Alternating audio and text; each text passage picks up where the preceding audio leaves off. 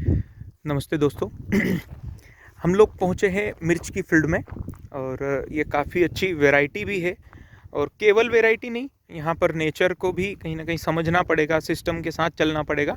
आज का जो समय है, इसमें टेक्नोलॉजी का भी यूज़ करके ही आगे बढ़ना पड़ेगा। जैसे हम देख रहे हैं, यहाँ पर भी ड्रिप का पूरा फील्ड लगा हुआ है। ये वाला ये एक सोलो ग्रीन कंपनी का सेंग्री कुछ नाम से वैरायटी है। और यहाँ पर हम देख रहे हैं मल्चिंग लगा हुआ है, यहाँ पर विदाउट मल्चिंग है। तो मल्चिंग और विदाउट मल्चिंग में बहुत बड़ा डिफरेंस है, जस्ट 3 गुना ज़्यादा का फ़र्क है। इसमें हम फ्लावरिंग की भी क्वांटिटी और कुछ भी देखें क्वालिटी, तो वो सारी की सारी इसमें नहीं मिलेगी आपको, ना के बराबर है। और यहाँ पर ये वाला है फील्ड जिसमें पूरा ड्रिप है। ड्रिप तो सभी जगह है, इसमें आप देख रहे हैं फ्लावर भी काफ़ी अच्छा है, क्वालिटी भी अच्छी है और प्लांट भी काफ़ी अच्छा बना हुआ है। ये केवल और केवल मल्चिंग का डिफरेंस है।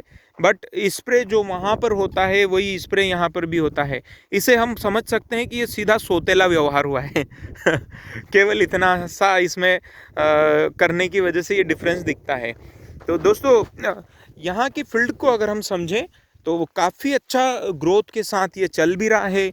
इसमें रिस्पॉन्स बहुत प्यारा मिला हुआ है, पूरा फॉलो भी कर रहे हैं फार्मर। यहाँ पर आप देखिए, पूरा का पूरा बहुत ज़बरदस्त इसमें माल भी लगा हुआ है। मिर्च की इसमें हार्वेस्टिंग भी हो गई है। अभी ये 2.25 महीने का पूरा फील्ड हुआ है। यहाँ पर 2 वैरायटी लगी हुई है, जैसे मैंने आपको एक ये बताया है सोलो ग्रीन सेंग्री, और एक और वैरायटी लगा हुआ है कलर सीड्स का 1483। तो मैं दोनों वैरायटियों को आप थोड़ा सा कंपेयर भी कर सकते हैं। इसमें भी जा सकते हैं, उसमें भी जा सकते हैं, दोनों चीज़ें हैं। वैरायटियाँ दोनों अपनी अपनी जगह अच्छा है। नेचर किसी का क्या होता है, किसी का अलग अलग, दोनों का ये समझ सकते हैं। यहाँ पर ये पेड़ भी लगे हुए हैं, तो इसका भी काफ़ी रिस्पॉन्स है। इसमें आप देख रहे होंगे काफ़ी सारे इंसेक्ट इसमें चिपक चुके हैं, और इसका बहुत बड़ा बेनिफिट एक मिलता ही मिलता है। तो हर किसान ने अगर वेजिटेबल फील्ड में जा रहे हैं, तरबूज जा रहे हैं, इस तरह की कोई खेती कर रहे हैं, तो ये ज़रूर लगाना चाहिए। यहाँ पर आप देखेंगे इसमें काफ़ी सारा वाइट फ्लाई है और बहुत सारे इंसेक्ट अलग अलग इसमें लगे हुए हैं। तो ये क्या होता है, इनकी जो साइकिल है वो पूरी की पूरी ब्रेक हो जाती है, और इसका बड़ा बेनिफिट तो मिलता ही मिलता है। तो दोस्तों, मैं एक बार और निवेदन करूंगा कि अगर वेजिटेबल में जाना हो तो पूरा का पूरा बाई ड्रिप पर जाना चाहिए, बहुत अच्छा रिस्पॉन्स है। साथ ही मल्चिंग पेपर पे भी जाना चाहिए। और मल्चिंग पेपर के साथ साथ अगर हम लोग बहुत ज़्यादा खर्च नहीं करना चाहते हैं तो कचरे की मल्चिंग जो होती है वो भी कर सकते हैं। हमने उस पर भी काफ़ी अच्छा रिस्पॉन्स लिया है। उसमें थोड़ा सा शुरुआती स्लो रिस्पॉन्स आता है, पर जब आ जाता है उसके बाद तो आपको ज़्यादा देखने की ज़रूरत नहीं है, क्योंकि ये जो मल्चिंग है ये बाद में ख़त्म नहीं होता है, ये मिट्टी में ही मिलता रहता है, गड़बड़ी करता है। पर वो जो होता है नेचुरल मल्चिंग, वो धीरे धीरे धीरे धीरे कार्बन में कन्वर्ट हो जाता है फुल्ली, और वो ज़मीन को भी सॉफ्ट बनाता है। अभी यहाँ पर इस वाली वैरायटी में 3 बार हार्वेस्टिंग भी हो चुका है। अब हम आ गए हैं कलर सीड्स का 1483 है। ये भी काफ़ी अच्छा है, इसमें ग्रोथ बहुत आया हुआ है। ये वेजिटेटिव ग्रोथ काफ़ी कर चुका है। सिंपल सा है, इसको हम समझें अगर, तो जो न्यूट्रेंट्स उसमें दिए हैं वही न्यूट्रेंट्स इसमें भी चले हुए हैं, क्योंकि ड्रिप दोनों का एक है पर दोनों का स्वभाव अलग है। तो यहाँ पर अगर हम समझें तो इसे पीजीआर की ज़्यादा ज़रूरत थी और वहाँ पर पीजीपी की ज़्यादा ज़रूरत थी।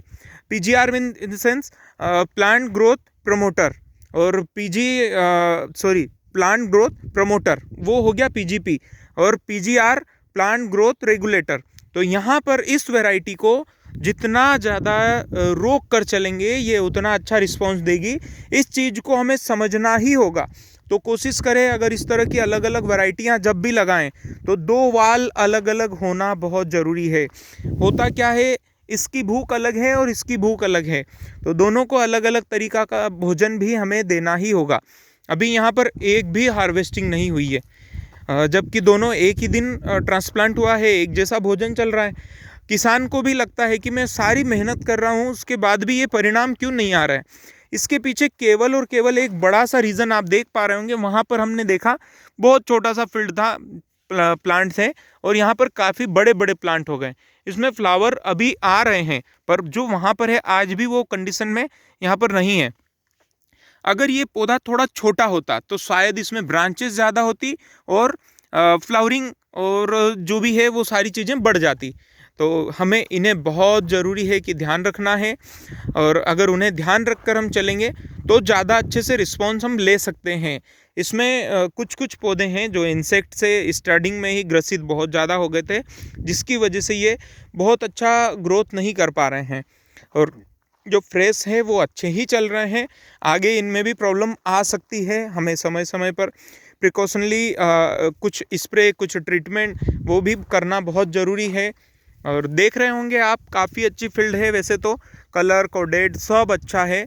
अब यहाँ पर जो फर्टिगेशन का रोल आता है, जैसे जिस फील्ड में हम लोग हैं इसमें जैसे कोई कंपनी का नाम तो नहीं मुझे ध्यान है, पर एक चमत्कार करके आता है जो रेगुलेटर के रूप में काम करता है, वो यहाँ पर देना चाहिए।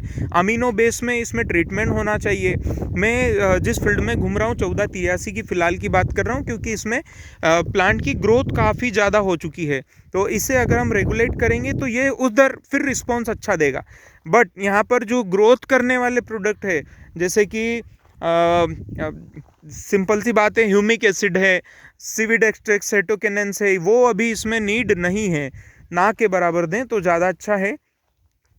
भोजन इसको देना बहुत ज़रूरी है।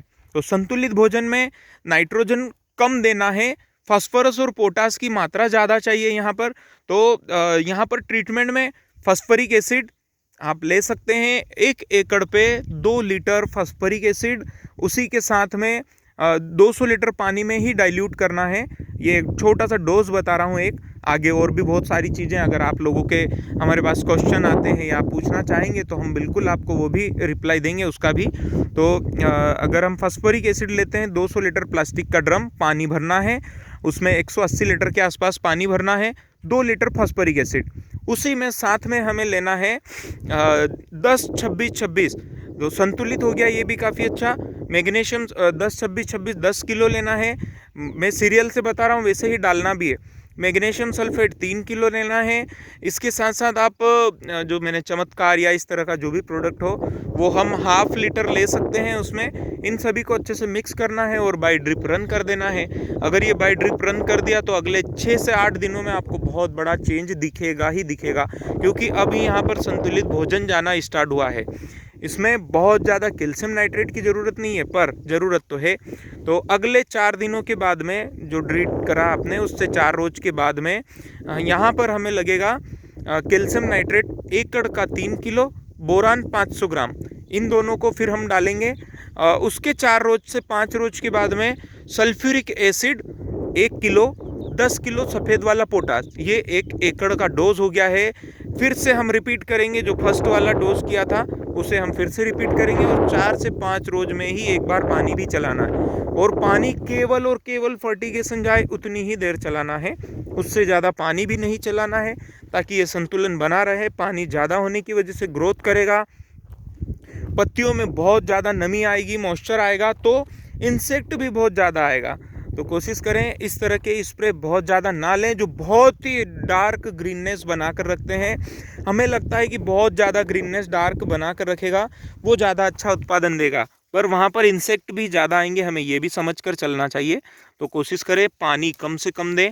ये मिर्च की क्वालिटी है जो काफ़ी अच्छा है, मार्केट में रिस्पॉन्स भी इसका बहुत अच्छा आ रहा है, मंडी रेट और सभी चीज़ें अच्छी है। तो दोस्तों कुछ चीज़ें हैं जो सावधानी रखने की है, अगर हम उन्हें कवर करके चलते हैं तो आगे बहुत अच्छा रिस्पॉन्स मिलता रहेगा। और आप लोगों को अगर और ज़्यादा अच्छी जानकारी लेना है तो आगे हमें आप बताइए, हम और भी बेस्ट तरीके से हमारा परफॉर्म देने के लिए रेडी हैं। तो धन्यवाद दोस्तों।